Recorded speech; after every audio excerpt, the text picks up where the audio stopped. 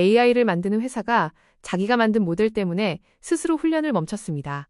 2026년 8월 넷째 주입니다. 세계에서 가장 앞서 있는 AI 연구소가 규제 당국의 명령이 아니라 사내 평가 결과 때문에 가장 큰 규모의 학습을 멈춰 세웠습니다. 그리고 정확히 같은 주에 같은 산업이 역사상 최대 규모의 상장을 준비하고 있다는 소식이 나왔습니다. 브레이크와 엑셀이 같은 발밑에 있습니다. 오늘은 그 두 페달이 왜 동시에 밟혔는지를 6개의 축으로 나눠 짚어보겠습니다. 먼저 이번 주 가장 큰 사건 하나를 깊이 보겠습니다. 8월 18일부터 20일 사이 오픈 AI를 둘러싼 보도가 3개 연달아 나왔습니다. 따로 보면 기술 뉴스인데 이어붙이면 그림이 달라집니다. 첫째, 오픈 AI가 차기 모델 아스트라의 훈련과 평가를 상당 부분 중단했습니다. 이유는 성능이 부족해서가 아니라 반대였습니다. 내부 평가에서 이 모델이 회사가 정해둔 사이버 보안 위험 등급 가운데 최고 단계, 치명적 등급에 도달할 가능성을 배제할 수 없다는 결과가 나왔습니다. 사람이 세세히 지시하지 않아도 스스로 보안 취약점을 찾아 공격 도구를 만들 수 있다는 뜻입니다. 둘째, 월스트리트 저널은 오픈 AI가 회사 최대 규모의 학습을 약 2주간 멈췄다고 전했습니다.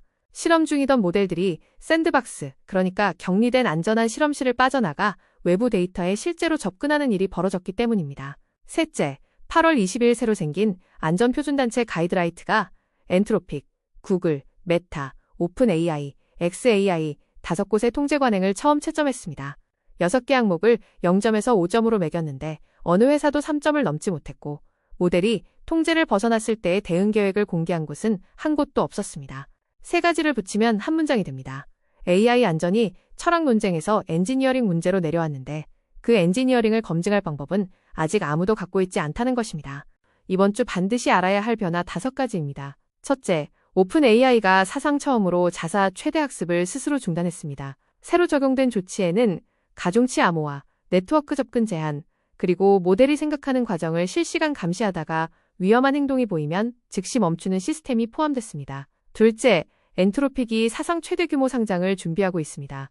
블룸버그는 8월 20일 엔트로픽이 지난 6월 스페이스X가 세운 기록, 조달액 약 750억 달러를 넘어설 규모를 준비 중이며 이르면 8월 말 신청서를 낼 수 있다고 보도했습니다. 배경에는 2분기 매출 115억 달러 이상과 첫 영업이익 약 5억 5,900만 달러가 있습니다. 셋째, 중국 휴머노이드 로봇 기업 유니트리가 8월 19일 상하이 증시에서 장중 최대 629% 올랐습니다. 시가총액은 최대 660억 달러, 우리 돈 약 89조 원까지 갔고 개인 청약 경쟁률은 8,000배를 넘었습니다. 넷째, 궤도 데이터 센터 기업 스타클라우드가 8월 21일 23억 달러 가치로 2억 5천만 달러를 조달했는데 이 라운드에 엔비디아가 직접 참여했습니다. 다섯째, 미국에서 데이터 센터 반발이 선거 쟁점이 됐습니다. 텍사스는 8월 3일 신규 데이터 센터에 전력망 접속을 잠정 중단했고 14개 주 이상이 비슷한 조치를 검토 중입니다. 저희는 매주 그 주를 대표하는 키워드를 뽑고 기존 키워드가 여전히 유효한지 점검합니다. 지난주 키워드는 단가 분기였습니다. 토큰 값은 내려가는데 메모리와 전력 값은 올라가는 국면이었죠. 이번 주는 축이 한 번 더 움직입니다. 이번 주 키워드는 자가제동입니다. 스스로 브레이크를 밟는다는 뜻입니다. 규제가 아니라 개발사 자신이 속도를 늦췄고 같은 주에 자본은 사상 최대로 가속했습니다. 속도를 결정하는 주체가 산업 바깥에서 안쪽으로 넘어왔다는 것이 이번 주의 구조적 변화입니다. 기존 키워드도 점검했습니다. 자본 순환은 2주 연속 상승에 승격했습니다. 엔트로픽 상장, 엔비디아가 오픈 AI 데이터 센터에 약 1,000억 달러 신용을 보증한다는 논의, 장부방 약정 3조 달러가 근거입니다. 물리 병목도 유효한데 병목의 이름이 패키징에서 메모리로 바뀌었습니다. 궤도 컴퓨트는 후보 축승격을 검토합니다. 그리고 집단 자율성이 되살아났는데 흥미롭게도 방어가 아니라 공격 쪽에서 먼저 실현됐습니다. 첫 번째 축, 모델과 LLM입니다. 파운데이션 모델의 성능과 가격, 배포 형태를 다루는 축입니다. 여기서 궁금하실 만한 걸 짚고 가겠습니다. 지금까지 모델 경쟁은 늘 더 크게, 더 똑똑하게였습니다. 그런데 이번 주 가장 큰 뉴스는 안 만들기로 한 결정이었습니다. 왜 그럴까요? 이번 주 이 축의 질문은 누가 더 잘하느냐가 아니라 어디까지 만들 것이냐였습니다. 오픈 AI는 학습을 멈췄고 엔트로픽은 클로드가 설계한 단백질이 실제 실험실 검증을 통과했다고 발표했습니다. 능력이 과학 생산의 영역에 닿는 것과 같은 능력이 개발사 자신의 위험이 되는 것이 같은 주에 일어났습니다. 주도 기업들을 보겠습니다. 오픈 AI는 최대 규모 학습을 약 2주 멈췄고 아스트라의 훈련을 제한했습니다. 8월 18일부터는 13세에서 17세를 위한 청소년용 챗 GPT를 전 세계에 순차 출시했습니다. 그런데 눈여겨볼 점이 있습니다. 지난 7월 말 위험을 평가하던 대비팀은 해체됐습니다. 판단의 근거가 전담 조직에서 자동화된 평가 시스템으로 옮겨간 셈입니다. 엔트로픽은 이번 주 가장 인상적인 결과를 냈습니다. 클로드가 사람의 과학적 개입 없이 단백질 결합체를 자율 설계했는데 15개 표적 중 14개에서 작동하는 결합체를 얻었습니다. 설계 1320건 중 354건이 결합에 성공했고 적중률은 22.6%에서 35.1%였습니다. 이 분야 통상 적중률이 10에서 15%는 이 2배가 넘습니다. 중요한 건 검증을 엔트로픽이 직접 하지 않았다는 겁니다.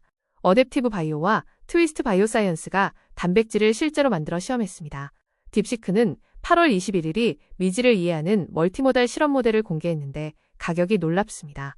입력 100만 토큰당 0.22달러, 출력 0.66달러로 프런티어 모델의 5분의 1에서 10분의 1 수준입니다. 구글은 반도체 기업 마벨과 122억 달러 규모 동맹을 맺었고 메타는 노트북에서도 돌아가는 오픈웨이트 제품군 뮤즈글리머를 공개하며 개방 전략으로 선회했습니다.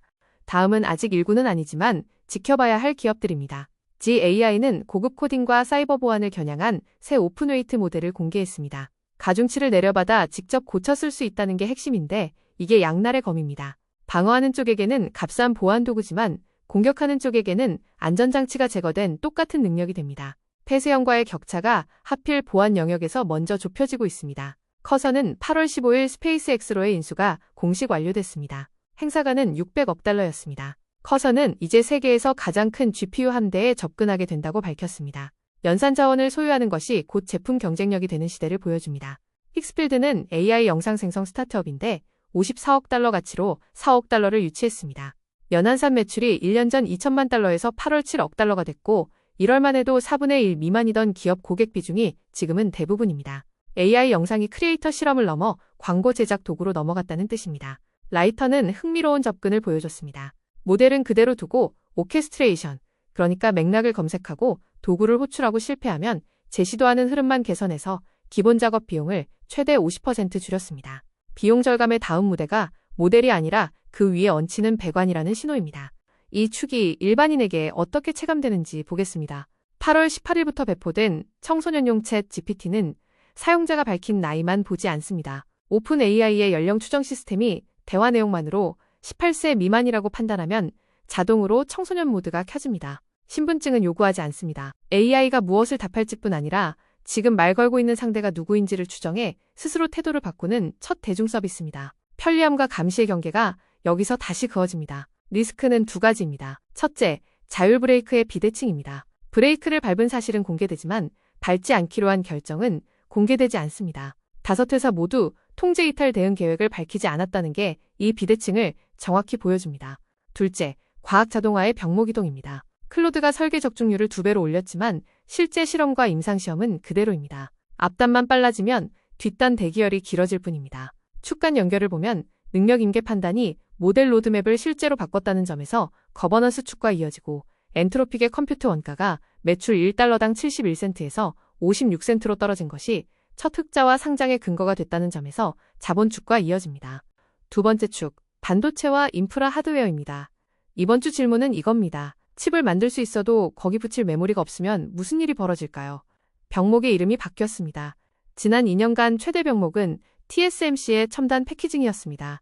그런데 패키징 부족률은 올해 안에 약 20%에서 10%로 좁혀지는 반면 고대역폭 메모리 부족률은 2027년 말에도 40% 수준으로 전망됩니다. 이제 진짜 병목은 메모리입니다. 칩 자체보다 칩에 붙는 것, 그리고 칩끼리 연결하는 것이 전략 기술이 됐습니다. 엔비디아부터 보겠습니다. 이번 주 엔비디아 소식은 전부 칩이 아니라 돈과 전기, 그리고 우주에 관한 것이었습니다.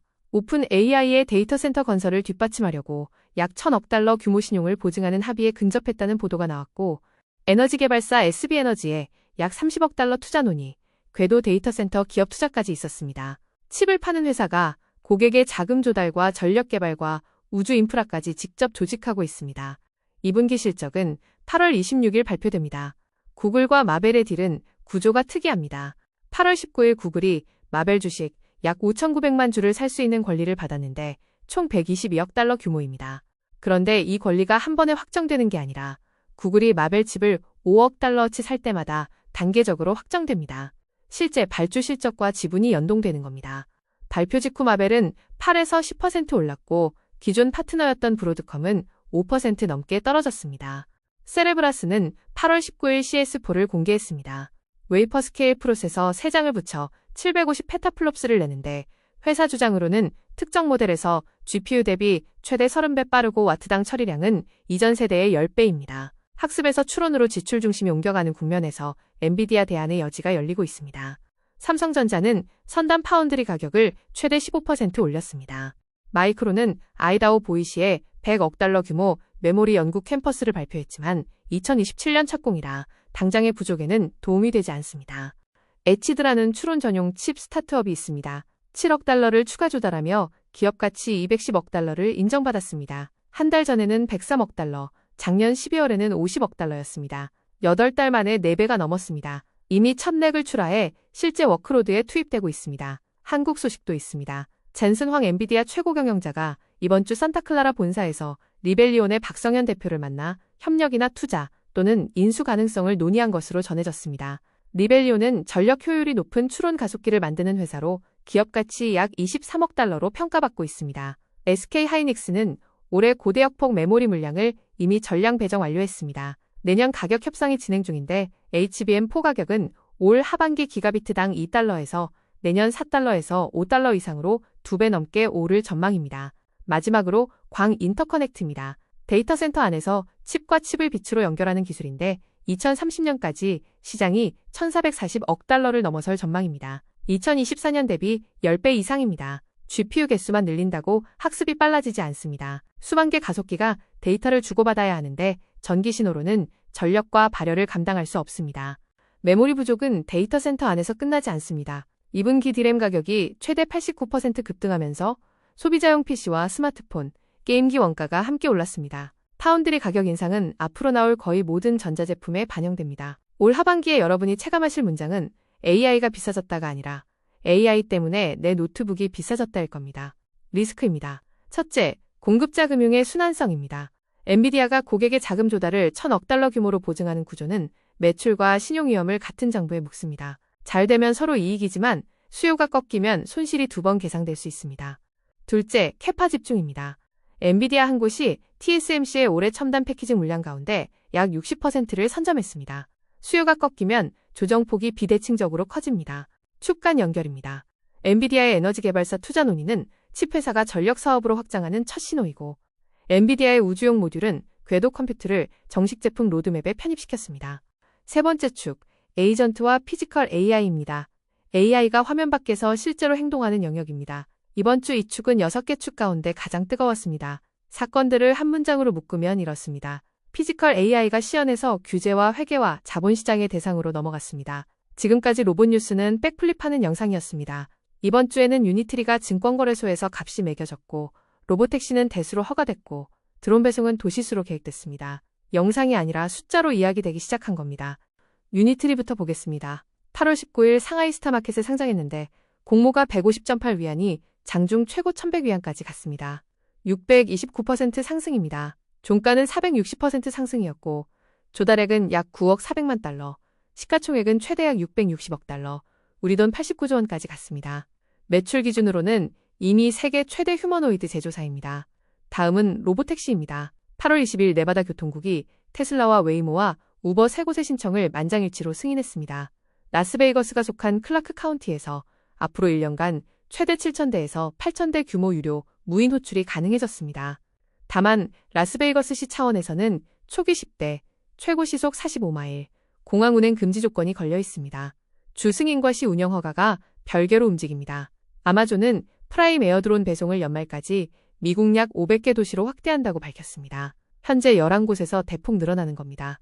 엔트로픽의 단백질 설계도 사실 이 축의 사건입니다. 클로드 에이전트가 표적 조사부터 도구 선택, 후보 선별, 순위 매기기까지 전 과정을 자율 수행했고 특정 표적에서는 적중률 40%로 같은 대회 참가자 평균 3.7%를 크게 앞섰습니다. 에이전트가 작업 보조가 아니라 연구 캠페인 수행자로 올라선 첫 사례입니다. 클라우드 플레어는 에이전트 전용 브라우저 카이트 서프를 공개했습니다. 사람용 브라우저를 에이전트가 흉내내던 단계에서 에이전트 전용 실행 환경을 따로 짓는 단계로 넘어갔습니다. 비다 AI라는 회사가 새로 생겼습니다. 엔비디아에서 AI 연구를 총괄하던 사냐 피들러가 토론토에 세웠는데 시드 라운드에서만 9천만 달러를 받았습니다. 하는 일은 로봇이 물리 세계를 이해하고 예측하도록 돕는 월드 모델입니다. 휴머노이드 하드웨어보다 물리 상식이 진짜 병목이라는 판단입니다. TDK는 산업용 엣지 AI 센서를 내놨습니다.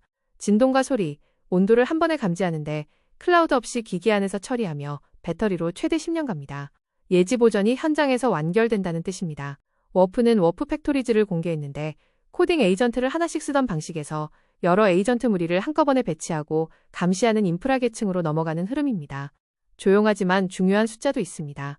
모델 컨텍스트 프로토콜, 줄여서 MCP의 월 다운로드가 1억 9,590만 회를 기록해 오픈 AI 개발 도구 1억 3,100만 회와 엔트로픽 개발 도구 1억 1,590만 회를 모두 앞질렀습니다. 에이전트 생태계의 연결 배관을 개방 프로토콜이 가져갔다는 뜻입니다. 이번 주부터 라스베이거스를 방문하는 분들은 운전자 없는 택시를 앱으로 호출할 수 있는 경로에 들어섰습니다. 연말이면 미국 약 500개 도시에서 물건이 드론으로 30분에서 60분 안에 도착합니다. AI를 챗봇 창으로만 경험하던 사람들이 올해 안에 도로와 하늘에서 먼저 마주치게 되는 겁니다. 다만 앞서 말씀드린 라스베이거스시의 초기 10대 조건이 보여주듯 체감 속도는 발표된 숫자보다 훨씬 느릴 수 있습니다. 리스크를 짚겠습니다. 첫째, 시연과 수익 사이의 간극입니다. 유니트리는 매출 기준 세계 1위지만 휴머노이드가 제조나 물류 현장에서 꾸준히 이익을 내는 사례는 아직 얇습니다. 둘째, 상장 첫날 6배라는 숫자입니다. 개인 청약 8,000배 경쟁률은 기대의 크기이자 동시에 조정폭의 크기입니다. 셋째, 규제의 이중 구조입니다. 주승인과 시 운영 허가가 분리돼 있어 발표된 대수와 실제 운행 대수의 차이가 계속 커질 수 있습니다. 에이전트 전용 브라우저와 자율 결제가 늘어날수록 탈취된 에이전트의 피해 반경이 커진다는 점에서 다음 보안축과 직결됩니다. 네 번째 축, 데이터 센터와 에너지입니다. 이번 주 질문은 이겁니다. 전기를 살 돈은 있는데 전기를 팔 사람이 팔지 않겠다고 하면 어떻게 될까요? 지금까지 데이터 센터 확장의 제약은 돈이나 기술이었습니다. 그런데 이번 주에는 텍사스가 신규 전력망 접속을 멈췄고 데이터 센터 반대가 정치 광고에 등장했습니다. 그리고 정확히 같은 주에 테라파워는 데이터 센터 전용 원전 착공 계획을 내놨습니다. 해법과 저항이 같은 주에 나왔습니다. 테라파워부터 보겠습니다. 빌 게이츠가 세운 원자력 회사인데 8월 19일 첫 데이터 센터 전용 원전 프로젝트를 공개했습니다. 2027년 착공 예정이고 와이오밍 1호기에 이은 두 번째 발전소입니다. 이 회사의 나트륨 원자로에는 특별한 무기가 있습니다. 용융염 추결 장치입니다. 평소에는 345메가와트를 꾸준히 내다가 수요가 몰리면 500메가와트 이상으로 5시간 넘게 끌어올릴 수 있습니다. 일종의 열 배터리인데 부하가 급변하는 AI 워크로드와 특히 잘 맞습니다. 메타는 지난 1월 이 회사의 발전소 8기를 사기로 합의했습니다. 마이크로소프트에 대해서는 불편한 숫자가 나왔습니다. 가디언 조사에 따르면 2022년 이후 토지와 건물과 컴퓨팅 인프라에 약 2,800억 달러를 썼는데 실제 설치돼 돌아가는 AI 칩은 약 220만 개 수준입니다. 나델라 최고 경영자가 전부터 말해온 칩은 있는데 꽂을 데가 없다는 상황이 수치로 확인된 셈입니다. 주 정부들도 움직였습니다. 텍사스는 8월 3일 신규 데이터 센터 전력망 접속을 감사가 끝날 때까지 잠정 중단했고 뉴욕은 대형시설 모라토리엄을 추진 중이며 버지니아를 포함해 14개 주 이상이 비슷한 조치를 검토하고 있습니다. 흥미로운 전환 사례도 있습니다. 비트코인 채굴기업 아이오닉 디지털은 2분기 매출의 90%가 AI 인프라 임대에서 나왔다고 밝혔습니다. 1년 전에는 0%였습니다. 이미 확보한 전력이 AI 시대의 자산이 되고 있습니다. 유럽에서는 신규 데이터 센터의 평균 입지가 주요 거점에서 약 46km 떨어진 곳에서 약 175km로 밀려났습니다. 이유는 단 하나, 전력입니다. 메타는 원자력 확보량에서 하이퍼스케일러 가운데 1위입니다. 테라파워와 오클로와 비스트라와 컨스텔레이션 계약을 묶어 최대 6.6기가와트를 확보했습니다. 다만 인도 시점이 2032년에서 2035년이라 단기 병목에는 도움이 되지 않습니다. 엔스로 에너지는 켄터키의 연 25기가와트시 규모 전해질 공장을 착공했습니다. 데이터 센터의 추결과 백업 수요가 배터리 소재 공급망까지 끌어당기고 있습니다. 엔비디아는 앞서 말씀드린 대로 에너지 개발사에 약 30억 달러 투자를 논의 중입니다. 칩 회사가 발전 사업에 직접 지분을 넣는 것은 전력이 반도체 공급망의 연장선으로 편입됐다는 뜻입니다. 조금 뜻밖의 영역까지 번지고 있습니다. 데이터 센터와 송전망 수요가 겹치면서 미국 안에서 구리 재련 역량을 다시 키우려는 투자가 늘고 있습니다. 모델은 소프트웨어지만 확장은 결국 광산과 변압기와 송전선 문제이고 리드타임은 수년 단위입니다. 한편 미국 에너지부 선진 원자로 파일럿에서는 안타레스 뉴클리어와 알로 아토믹스 같은 스타트업들이 7월 기한 안에 임계 도달 마일스톤을 달성했습니다. 소형 모듈 원자로가 규제 서류에서 실물로 넘어가고 있습니다. 이 축의 체감 신호는 아주 직접적입니다. 데이터 센터가 선거 광고에 등장하기 시작했습니다. CNBC는 8월 20일 AI 데이터 센터에 대한 분노가 정치 광고와 지역 선거 쟁점으로 번지고 있다고 보도했습니다. 올해에만 30개가 넘는 주에서 관련 법안 300건 이상이 발의됐고 PJM은 1분기 76% 가격 인상의 일부 원인으로 데이터 센터 부활을 지목했습니다. AI 산업이 처음으로 투표용지 위에서 평가받는 국면입니다.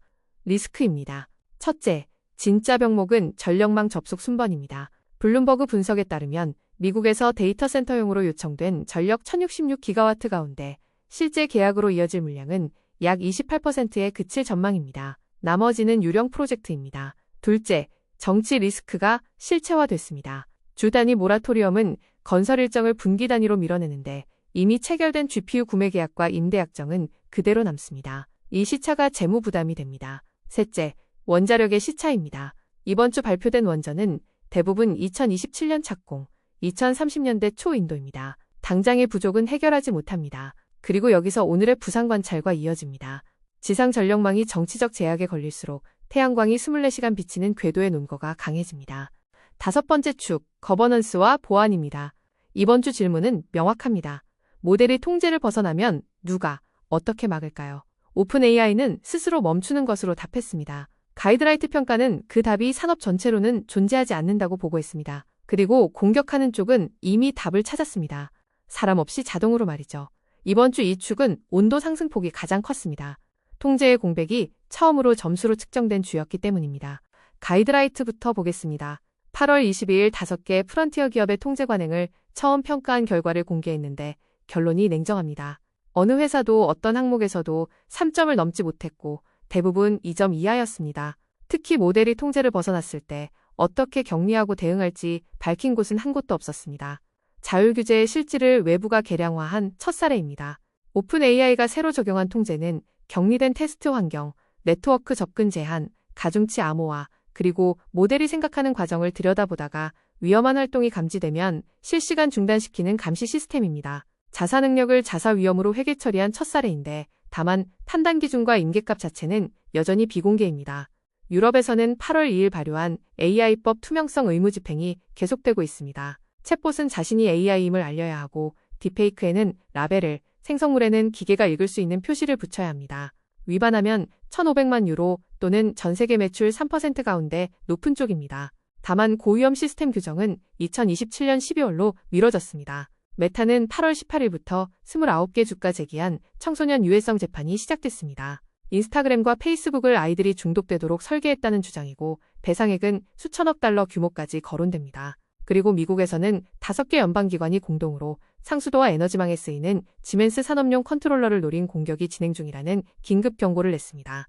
이번 주 가장 섬뜩한 소식부터 말씀드리겠습니다. 7월 초 나흘 동안 공개된 AI 에이전트만으로 조립한 도구가 대만 정부 시스템 21곳을 매핑하고 계정 85개를 탈취해 인사기록 2,500건을 빼냈습니다. 공격은 원자력 안전기관과 공급망 협력사, 에너지기업 7곳 이상으로 번졌습니다. 가장 중요한 대목은 이겁니다. 이 도구는 막힐 때마다 스스로 전술을 바꿨습니다. 사람이 개입하지 않았습니다. 전문가들은 이것을 정부기관을 상대로 한 최초의 완전 자율 공격으로 봅니다. 비슷한 사례가 또 있습니다. 보안연구진은 중국어를 쓰는 운영자가 최대 8개의 AI 에이전트를 동시에 돌려 아시아 태평양 지역 정부기관을 공격한 정황을 확인했습니다. 정찰하고 취약점을 찾고 공격하고 결과를 평가하고 다시 시도하는 과정을 사람 개입 없이 순환시킨 구조입니다. 방어 측이 전제해온 대응시간 가정이 무너집니다. 방어 쪽 소식은 답답합니다. 마이크로소프트는 코파일럿의 원클릭 데이터 탈취 취약점을 인지하고 8개월 만에 패치했습니다. 공격은 나흘, 패치는 8개월입니다. 애플은 악성 이미지를 처리하는 것만으로 임의 코드가 실행될 수 있는 취약점을 수정했습니다. 클릭조차 필요 없는 제로 클릭 유형이라 즉시 업데이트를 권고합니다. 그리고 알레이션이 공격을 당했습니다. 포춘 1000기업의 약 절반을 포함해 500개 이상 글로벌 기업이 쓰는 데이터 카탈로그 회사입니다.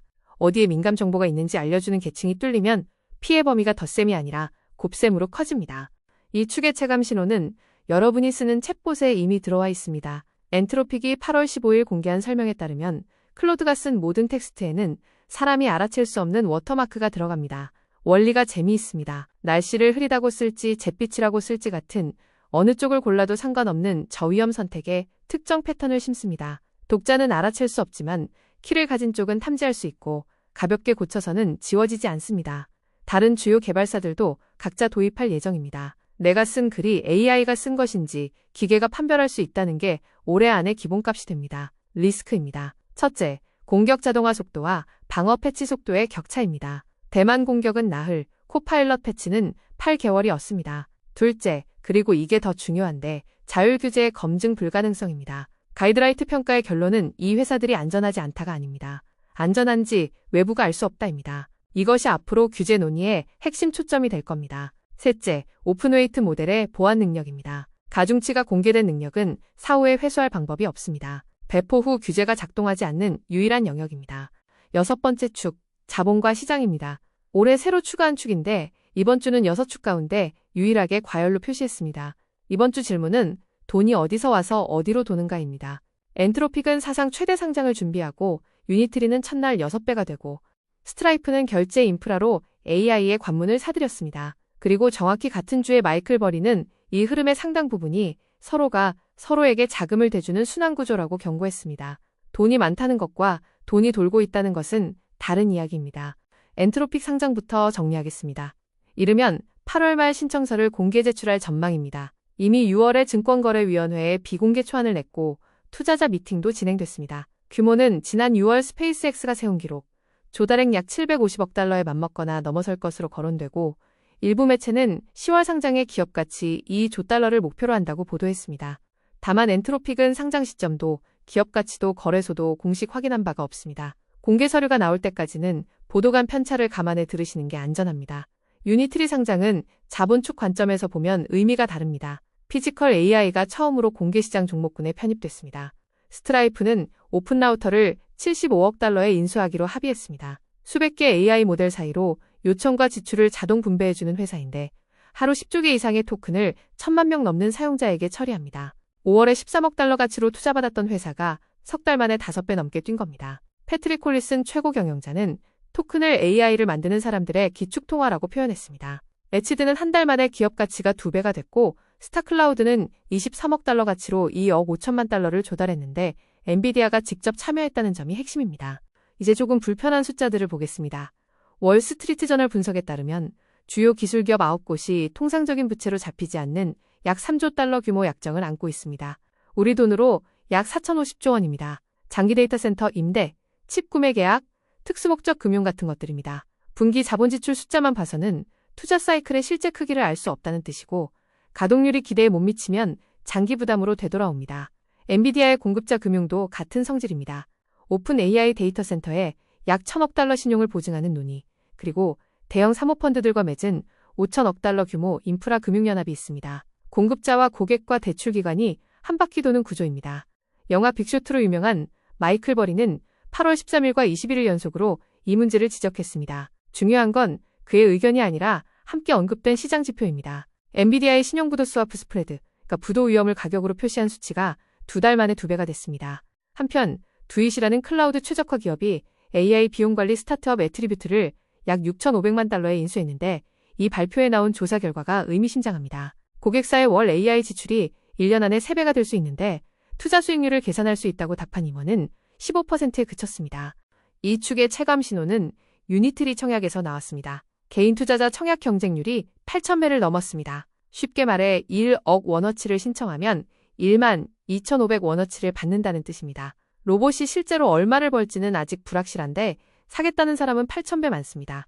전문 투자자의 경고와 개인의 열기가 정확히 반대 방향을 가리키고 있다는 것. 이게 지금 시장의 온도입니다. 리스크를 정리하겠습니다. 첫째, 신규 물량 흡수 능력입니다. 엔트로픽과 오픈 AI가 예정대로 상장하면 새로 나오는 지분 공급이 1,350억 달러, 우리 돈 182조 원에 근접합니다. 전례를 찾기 어려운 규모입니다.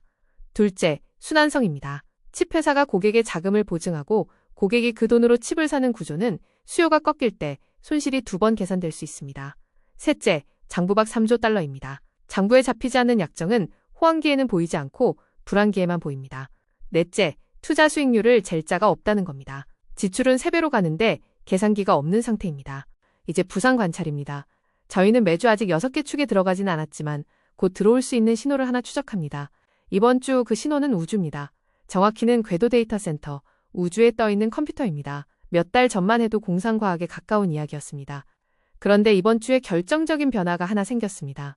검증하는 주체가 바뀌었습니다. 지금까지는 우주기업이 주장했는데 이번 주부터는 연산 하드웨어를 파는 회사가 자기 로드맵에 넣고 자기 돈을 넣었습니다. 저희 판정은 후보 축 진입입니다. 4가지 근거가 있습니다. 첫째, 자본입니다. 8월 21일 스타클라우드가 2억 5천만 달러를 조달하며 23억 달러 가치를 인정받았습니다. 참여자 명단에 엔비디아와 시스코 인베스트먼트, 벤치마크, EQT가 있습니다. 2024년 창업 이후 누적 조달은 4억 5천만 달러이고 자금은 제조 설비와 발사체 확보, 엔비디아와의 공동 엔지니어링에 쓰입니다. 둘째, 하드웨어입니다.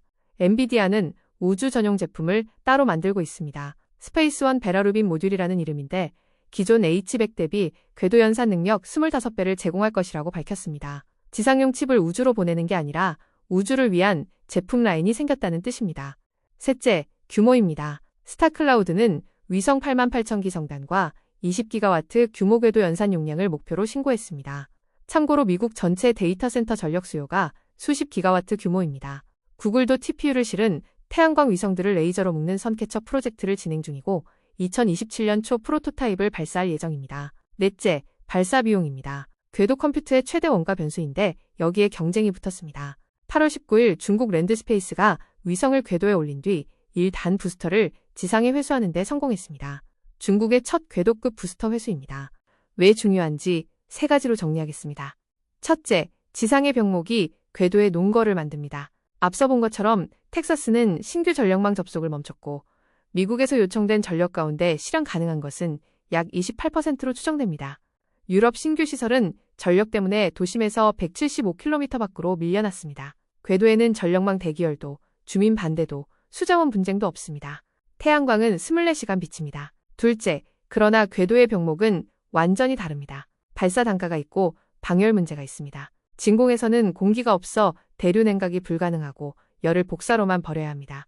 여기에 방사선 내성, 궤도 혼잡, 그리고 고장나도 수리하러 갈 수 없다는 문제가 있습니다. 발사 슬롯 자체도 이미 부족한 자원입니다. 이 항목들이 앞으로 4개 분기의 실질 검증 대상입니다. 셋째, 그럼에도 이번 주가 분기점인 이유는 주장하는 사람이 바뀌었기 때문입니다. 우주기업의 비전이 아니라 반도체 기업의 로드맵이 됐습니다. 이것이 씨앗과 후보 축을 가르는 결정적 차이입니다. 정식 편입 여부는 올해 4분기에 다시 평가하겠습니다. 판단 기준은 하나입니다. 실증이 아니라 돈 내는 고객과의 상업계약이 나오는가입니다. 이제 정리하겠습니다. 이번 주의 구조적 변화는 AI 산업의 속도 조절 장치가 처음으로 산업 내부에 생겼다는 것입니다. 그리고 그 장치는 브레이크와 엑셀 양쪽에 동시에 달려 있습니다. 브레이크 쪽입니다. 오픈 AI는 규제 당국의 명령이 아니라 사내 평가 때문에 최대 학습을 멈췄습니다. 여기서 중요한 건 판단의 내용이 아니라 판단의 위치입니다. 유럽 AI법이 8월 1일부터 집행에 들어갔지만 이번 주에 실제로 모델 로드맵을 바꾼 것은 법이 아니라 내부 평가였습니다. 엑셀 쪽입니다. 같은 주에 엔트로픽은 사상 최대 상장을 준비했고 유니트리는 첫날 최대 6배가 됐으며 엔비디아는 고객의 데이터 센터 자금 1,000억 달러를 보증하는 논의에 들어갔습니다. 자본의 페달도 공모 시장이 아니라 공급자 금융이라는 내부에서 밟히고 있습니다. 두 페달이 같은 발밑에 있다는 것, 이게 이번 주의 핵심입니다. 가이드라이트가 5회사 모두에게 3점 미만을 준 이유가 여기 있습니다. 자율 브레이크는 밟았을 때만 보이고 밟지 않기로 한 결정은 보이지 않습니다. 그래서 세 축이 하나로 수렴합니다. 모델의 능력 상한, 통제의 검증 가능성, 자본의 순환 구조, 셋 다 내부자만 아는 숫자에 산업 전체가 의존한다는 같은 형태의 문제입니다. 반면 물리계층은 정반대입니다. 고대역폭 메모리는 없으면 없는 것이고 텍사스가 접속을 멈추면 멈춘 것입니다. 불투명한 자본계층과 투명하지만 완고한 물리계층, 이 둘 사이의 긴장이 지금 이 산업의 실제 구조입니다. 앞으로 몇 주간 무엇을 봐야 하는지 정리하겠습니다. 첫째, 엔트로픽 공개 서류의 실제 숫자입니다. 지금까지 나온 매출과 기업 가치는 전부 보도이고 편차가 큽니다. 공개 서류는 프런티어 연구소의 원가 구조가 처음 감사받은 형태로 공개되는 문서입니다. 특히 매출 1달러당 컴퓨트 원가와 약정 잔액, 이 두 숫자가 산업 전체의 원가 모델을 다시 맞추게 됩니다. 둘째, 8월 26일 엔비디아 실적입니다. 시장은 매출 930억에서 950억 달러를 예상하는데 정말 봐야 할 것은 매출 숫자가 아니라 매출 채권 회전과 공급자 금융 관련 주석입니다. 1000억 달러 신용 보증이 재무제표에 어떻게 표시되는지가 순환금융 논쟁의 사실 여부를 가릅니다. 셋째, 오픈 AI의 학습 재개 시점과 조건입니다. 약 2주 중단이 사실이라면 이미 재개 시점입니다. 어떤 조건으로 재개했는지가 자율 규제의 실효성을 보여주는 첫 사례가 됩니다. 넷째, 주 단위 모라토리엄의 확산 속도입니다. 11월 중간선거에서 데이터 센터가 쟁점이 되면 2027년과 2028년 건설 일정이 분기 단위로 밀립니다. 다섯째, 4분기에 확정될 내년 고대역폭 메모리 가격입니다. 2배 이상 오를 전망인데 확정되면 2027년 가속기 원가와 토큰 가격 인하 여력이 함께 재계산됩니다. 여섯째, 궤도 컴퓨트의 첫 상업 계약입니다. 스타클라우드 2호기는 10월 발사 예정입니다. 일곱째, 자율 공격의 재발 빈도입니다. 유사 사례가 분기 안에 2건 이상 확인되면 그건 사건이 아니라 표준 공격 방식이 됩니다. 이번 주 분석에서 나오는 재현을 세 그룹으로 나눠드리겠습니다. 먼저 투자자입니다. 밸류에이션이 아니라 원가 곡선을 보십시오. 엔트로픽의 첫 흑자를 만든 것은 매출 성장이 아니라 컴퓨트 원가율이 15센트 떨어진 것이었습니다. 평가의 1차 지표를 매출 성장률에서 매출 1달러당 추론 원가로 옮길 시점입니다. 그리고 순환금융 노출을 따로 집계하십시오. 공급자 금융과 장부받기 임대, 지분 연동 구매 권리는 전통적 부채 지표에 잡히지 않습니다. 반면 메모리 캐파와 전력망 접속 순번은 공개 정보입니다. 물리계층에서 정보 비대칭이 작다는 점이 지금의 우위입니다. 다음은 정책 위반자입니다. 통제 계획 공개를 최소 요건으로 삼으십시오. 가이드라이트 평가의 핵심 발견은 능력 부족이 아니라 정보 부재였습니다. 통제 이탈 시의 격리와 중단과 통지 절차를 문서로 제출하게 하는 것은 기술 규제가 아니라 공시 규제라 혁신을 막는다는 반론이 약합니다. 그리고 전력망 접속 순번이 오늘날 가장 강력한 정책 수단입니다. 일괄 금지보다는 요금 구조와 부하 유연성 계약을 조건으로 거는 방식이 더 나은 균형점일 수 있습니다. 마지막으로 기업 실무자입니다. AI 지출 계측 장치를 지금 붙이십시오. 투자 수익률을 계산할 수 있다는 임원이 15%뿐인데 지출은 1년 안에 3배가 될 수 있습니다. 내년이 아니라 이번 분기 과제입니다. 비용 절감은 모델 교체보다 오케스트레이션에서 먼저 찾으십시오.